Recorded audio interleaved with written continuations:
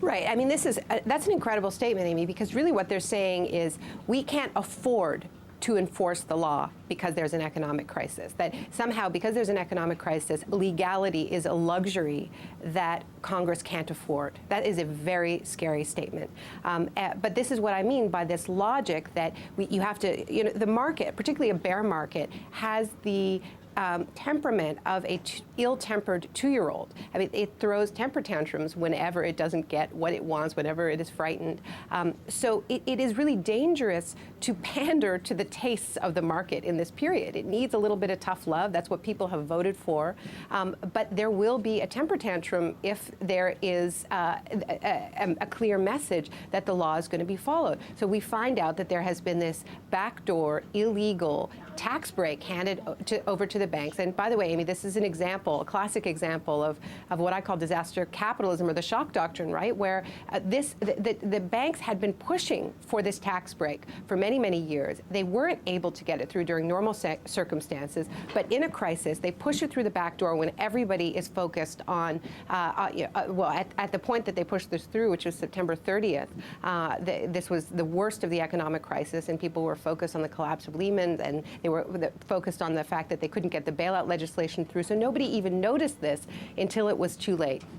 And so this is what I mean by the strategy of the Bush administration is now they're saying to Congress, we dare you to stand in the way of these bank mergers, because if you do that, because the tax break that they handed out is what encouraged a wave of bank mergers. And I really do think it is worth pausing to question this idea that what Treasury should be doing at this point is encouraging very large bank mergers, because one of the other problems that is at the root of this crisis, and certainly at the root of this unprecedented bailout, is that you have so many banks that are considered too big to fail.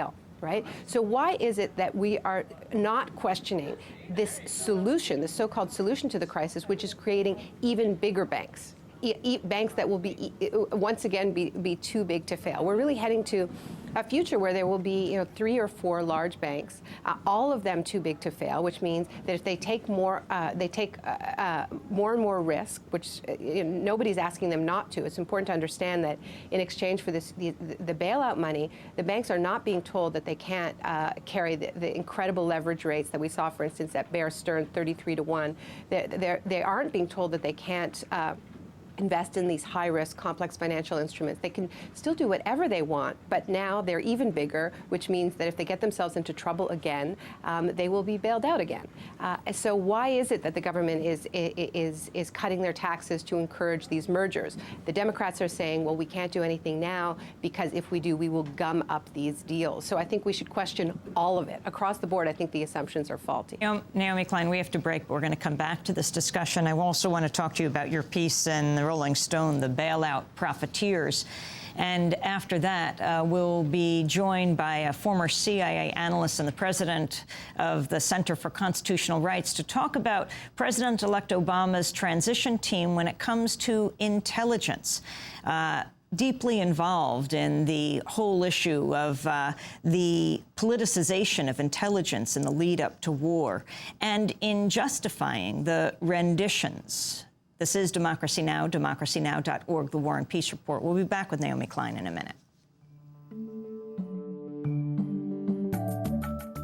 Poddington Bear wishing well wheel. This is Democracy Now!, democracynow.org, The War and Peace Report. We're broadcasting on over 750 stations on Pacifica and NPR and Low Power FM and college and community radio stations, on public access TV and PBS TV stations, and both TV satellite networks on Dish Network Channel 9415 Free Speech TV, 9410 Link TV, and on DirecTV Channel 375.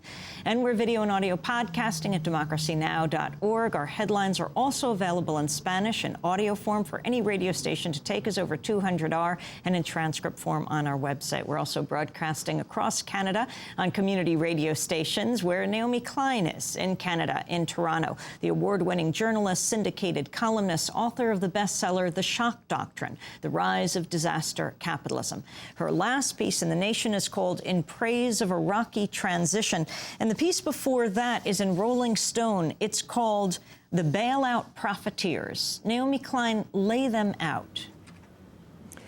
Well, what I do in the Rolling Stone piece is talk about the really uncomfortable parallels between what we saw in Iraq, in the green zone, and what we're seeing in the U.S. Treasury. It's sort of the green zoning of the U.S. Treasury.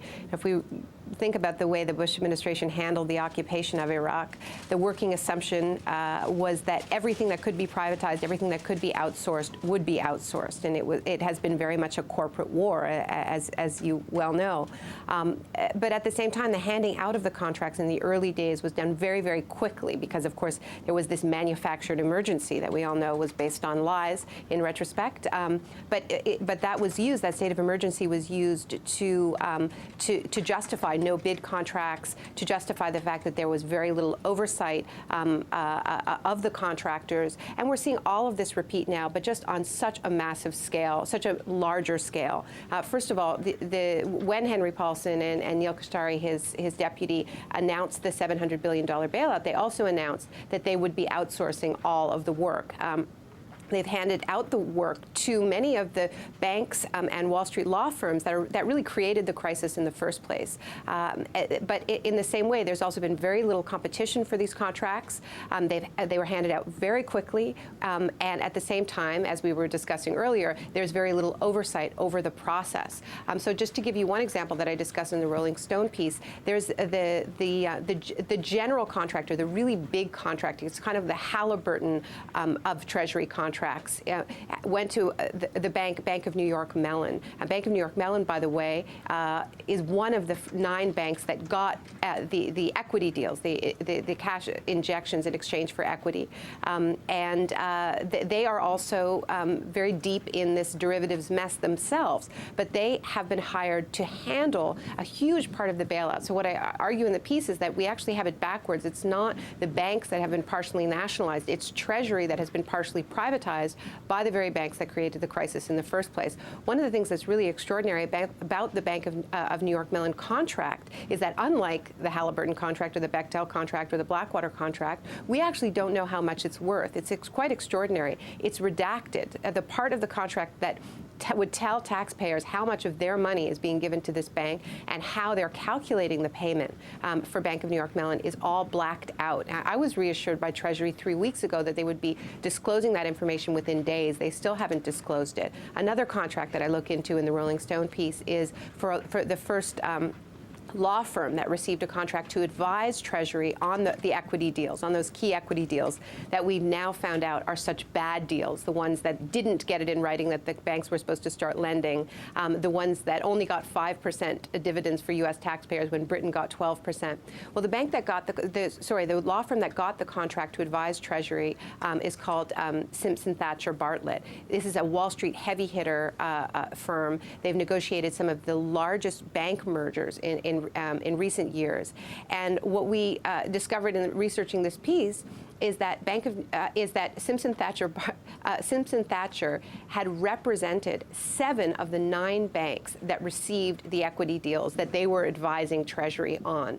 And what's important to understand is that these banks that Simpson Thacher represents on other matters represent far more of their revenue than U.S. Treasury.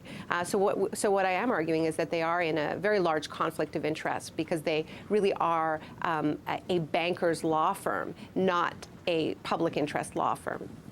Naomi Klein, can you talk about what is happening right now in Washington, what took place over the weekend, the meeting of the G20?